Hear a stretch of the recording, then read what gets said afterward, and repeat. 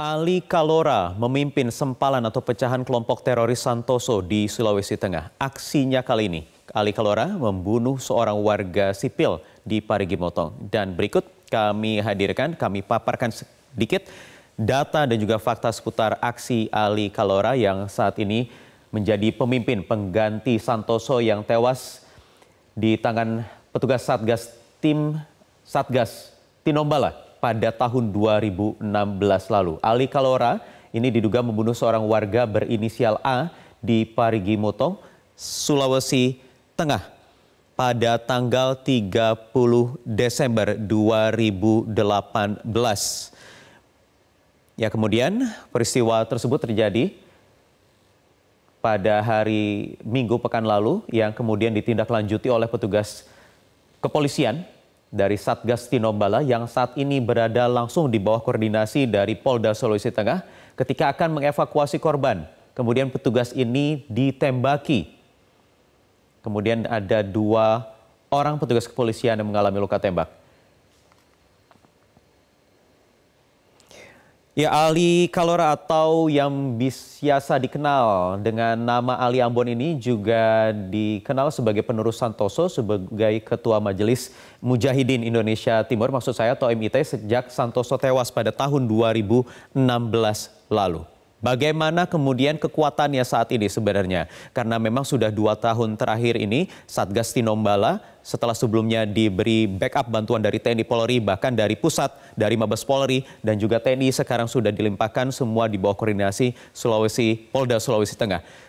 Akan tetapi kekuatan dari Mujahidin Indonesia Timur ini ternyata masih bisa terus menunjukkan eksistensinya, bahkan terjadi belum lama ini. Saya ingin tanyakan langsung kepada peneliti atau mungkin analis terorisme Ridwan Habib yang juga sudah bergabung bersama saya di studio Metro Pagi Prime Time. Mas Ridwan, apa kabar Mas?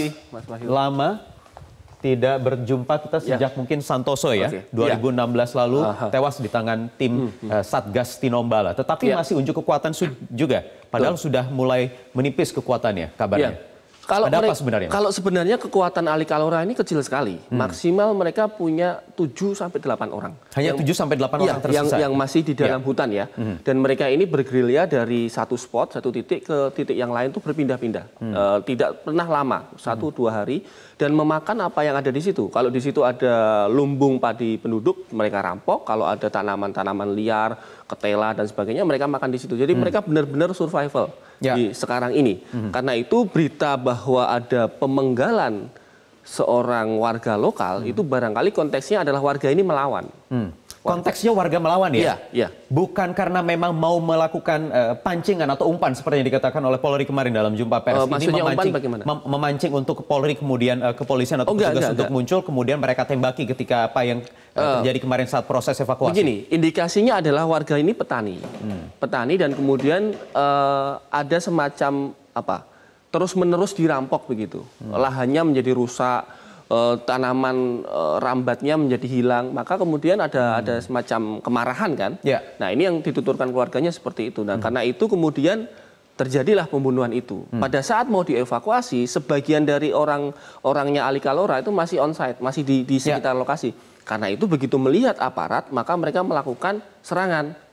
Ini membuktikan bahwa mereka masih punya amunisi ternyata. Yang kita duga setelah Santoso dan jaringan besarnya itu disikat oleh Satgas Tinombala, kita duga mereka sudah nggak punya tuh amunisi-amunisi misalnya peluru, senjata. Tapi ternyata masih. Nah, ini kan jadi pertanyaan, siapa yang memasukkan?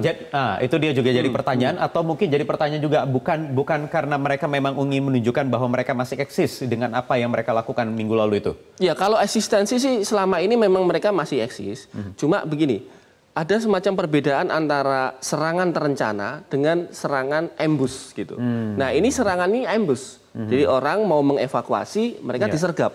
Kalau terencana pasti akan sudah dirancang di mana titiknya, siapa yang akan dibunuh, dan mesti bukan ditarik ke dalam ke tempat mereka ya. Tidak sekedar misalnya pembunuhan ditembak, tapi lebih tragis lagi, mereka bisa menggunakan simbolik penggal dan sebagainya.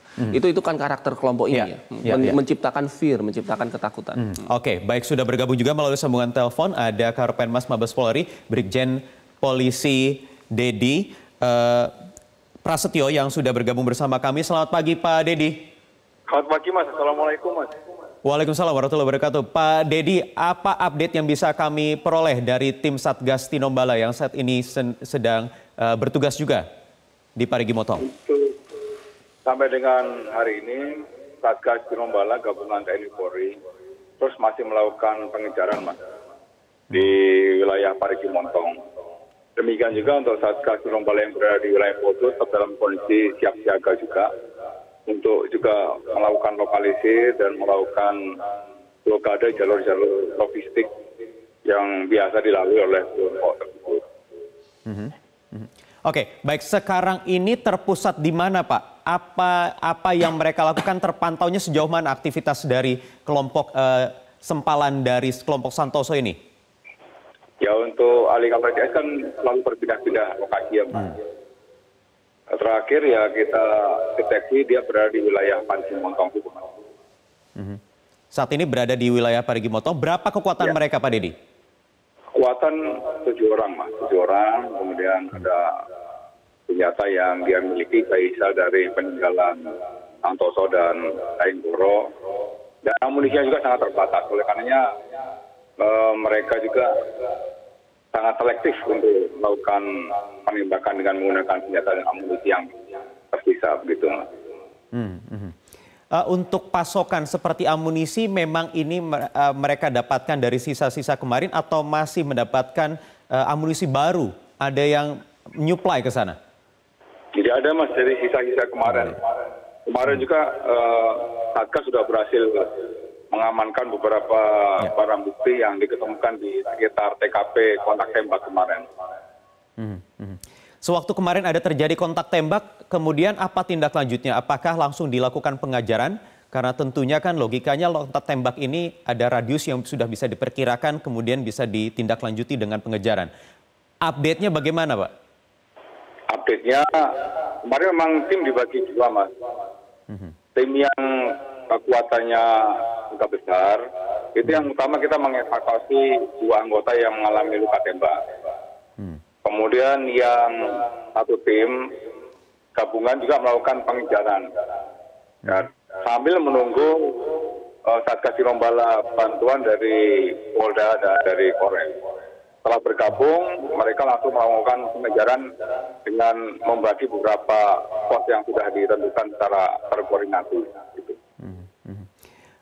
Pak Dedi, dengan pemimpin Ali Kalora saat ini, Mujahidin Indonesia Timur setelah atau pasca Santoso, kemudian adakah kemudian kekuatan-kekuatan lain yang ada di bawahnya, Pak, jaringan-jaringan di bawahnya selain 7 orang ini?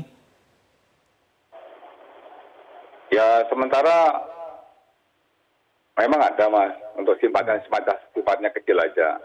Namun demikian untuk Satgas Tinombala selain melakukan pendekatan penegakan hukum, juga melakukan pendekatan soft approach, artinya melakukan kegiatan penggalangan, kemudian edukasi, kemudian juga membantu masyarakat yang di sekitar hutan ya, baik di wilayah Poso maupun Parigi Motong, untuk tidak terpapar paham-paham radikal yang sengaja disebarkan oleh kelompok-kelompok tertentu.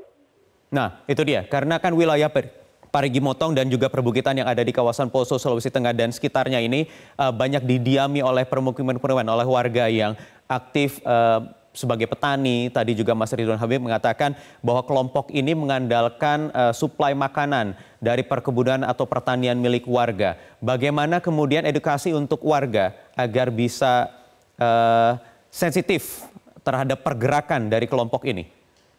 Ya, di sana ada Babinsa, Babin Kamtimas, baik dari Polsek maupun dari Koramil, terus secara aktif, Mas, melakukan patroli-patroli dialogis bersama dengan kepala desa, kepala dusun untuk memberikan edukasi kepada masyarakat.